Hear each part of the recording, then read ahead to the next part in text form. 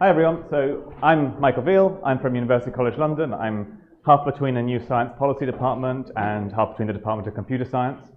And I'm going to be talking today about how public sector values enter today's public sector machine learning systems, if at all. So this is, I don't know if anyone's seen Yes Minister, it's a well-known UK comedy about haphazard civil servants. And this is kind of how people think that public sector deals with IT. And I'm going to push back against that a bit. So luckily I can miss the whole what is machine learning part because you're a great audience and talk instead about current applications of machine learning in the public sector, as in what's happening actually today being piloted or deployed. There's two broad categories. You could categorize it in many ways. Anticipation of things that might happen in the future, crime hotspots, abusive households, domestic and child, food safety, solvability of crimes, firm insolvency. And there's also detection about things that are happening now that we might not know about. So is a tax return fraudulent? Is this crime record correctly or incorrectly coded? How is our address register doing in dealing with mobile homes? Changes in stats between censuses and areas like that. So what I did is I'm in the first stage of a PhD. I interviewed just more than 30 actors in public sectors across 5 countries. Some of them were making decisions using machine learning. Some of them were designing machine learning systems or senior responsible officers, and some of them were technologists or technology brokers providing or designing the technology. Looking at some values in the public administration literature, there are many that we think are public sector values, but I'm going to zoom in on a few of these: robustness, equity, and accountability. In the writing I talk about more of these. I'm going to go through them in order and give some quotes and examples from the interviews that I've done to put these in context about how machine learning happens on the ground and what responsibility looks like to machine learning practitioners in public sectors. So discrimination, we've talked a lot about that today. There's broadly, you can think of direct discrimination, indirect discrimination, as Krishna talked about, and you can talk about different ways to remove it. And this is kind of a technical approach to discrimination in this type of data. Here's a contractor who led a predictive policing project for a global city. They said, "We decided in the end to remove sensitive variables such as race and gender. Some people will argue that we might be being implicitly biased through other variables, and I've even heard that we should strip out location entirely. One thing you can do is make a model with and without sensitive variables and see what lift you get in comparison." So this is a fairness performance trade-off. That way you can make it clearer what the options are and allow the clients to trade them off. So it's not a technically perfect way of doing it, but you can see the similarities between some of these and some of the technical solutions that have been proposed. A police chief who led an anticipatory child protection project told me that whether a child is deaf or disabled is empirically linked to abuse, according to NGO researchers, the NGO they were partnering with. But of course, local governments are also aware that they don't want parents singled out as potential abusers simply because they have a disabled child. So at this point, there was something that they might have considered unfair, but they didn't see it in their data set. They'd seen it from another source information, and that was informing their decision to include or exclude a variable. And I think this is a really important aspect because a lot of the fairness-aware technologies assume we're looking inside our data for biases, but in reality, people are looking externally for things that they should do. And we're neglecting that somewhat in the approach we're taking to fairness and machine learning.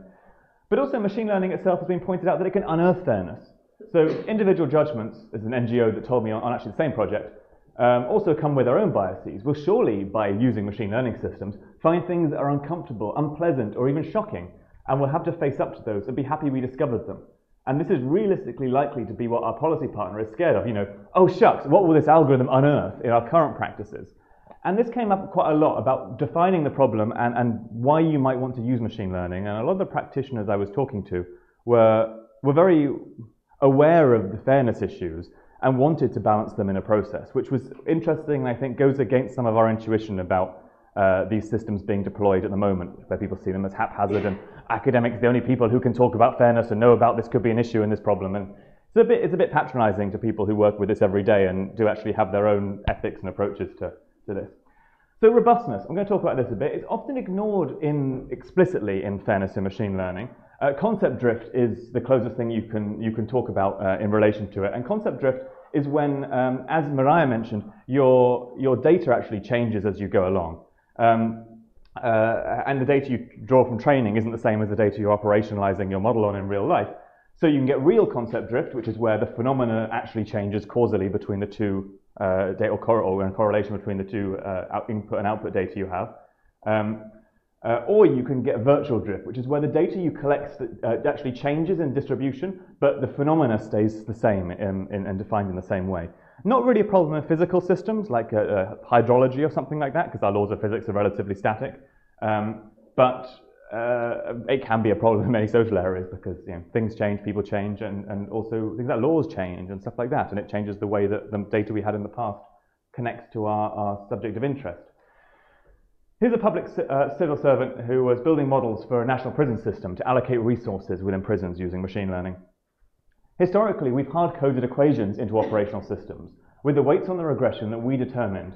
Input variables could then be added manually by staff in prisons, which was time-consuming.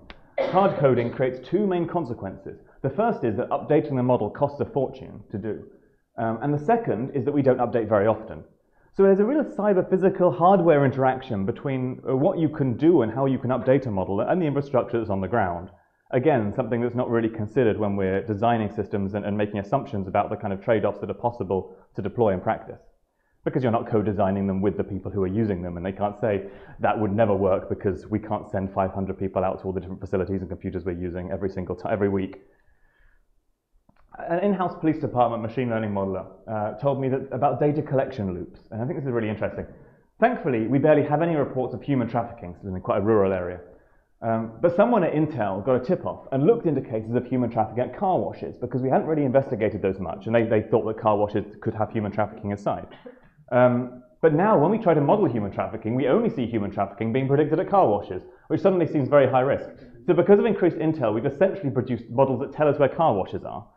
And this kind of loop is really hard to explain to those higher up. So we talk about data being gold, data being oil, and we can use data in secondary ways to get loads of value for it. That data has a primary purpose. And that primary purpose has very different objectives in the way that we collect it and the way that we manage it. And here it was about better understanding of an area. And humans are not going to say, oh, we've got 500 reports of not really much human trafficking at car washes.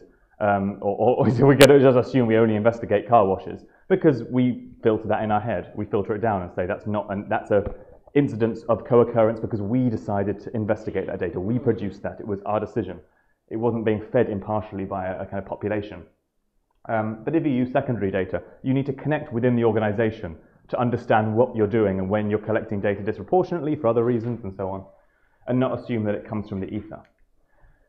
The world also speaks back. A police head of analytics for a major world city told me that the highest probability assessments from their new geospatial predictive policing system that they built in-house with an academic consortium were on the mark.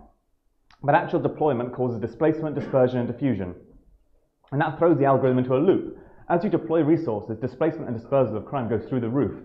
In the first 4 weeks of trialing it out, the probability of being correct just tanked. So either they'd got all the lowest hanging fruit or robbers had seen what they were doing and changed their patterns. But either way, their future data was a function of the previous decision they'd made. And then they saw this. And they actually decided to put in the police actions as a response to this to try and add more feedback loops to counter the feedback loops that already existed in this particular case. And they found that had some effect, but you are actually layering feedback onto each other. And anyone who is familiar with complex systems will know the kind of dangers you can get into when you do that. Lastly, I'm going to talk very briefly, I think I've got still time, about accountability in theory. So accountability is really broad. I'm not going to try and cover it all here. There's a huge debate about what it is for thousands of years. Or maybe 1,000 years, maybe a bit more than that.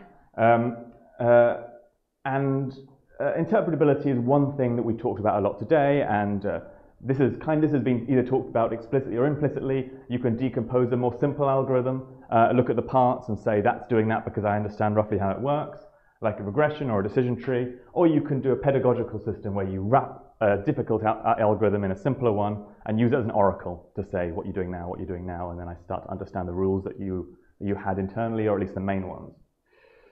And there's some interesting examples of this recently that have come around.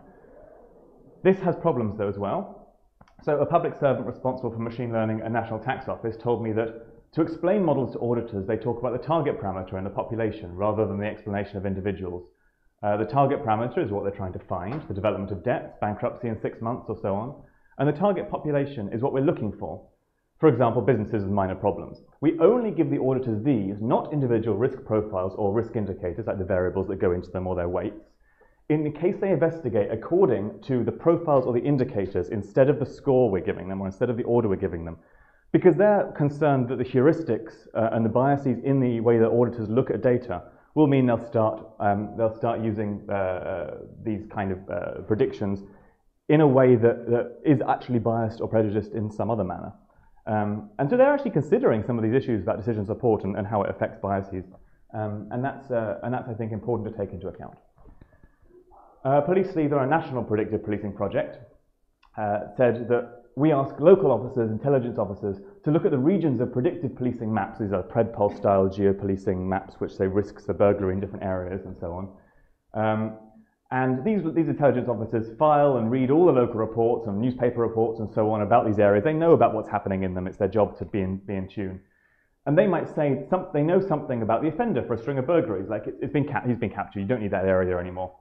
Or that a high-risk building is no longer at high-risk burglary because the local government just arranged all the locks to be changed, so you can get that off the map. So they're compensating because they have a machine learning system and they've built an institutional process to edit and change and add human expertise and edit the maps on top of it. So that's their method of dealing with humans in the loop and encouraging them to be used only instrumentally. I've got some more quotes afterwards if anyone has any particular questions, but there's obviously loads of quotes I could have put in. I did a lot of interviews and it's a lot of data. But more generally, technical solutions don't fit neatly into the needs of different actors. Feedback is really powerful, especially in high-stakes environments. In an advertising sector, one single advert is probably not going to change the way you act in the future. Of course, pervasively, it might over a long time. But in a policing sector, you can go into a neighborhood and you can deploy and you can stop or cause a crime somewhere else. You really have a lot of power in your hands.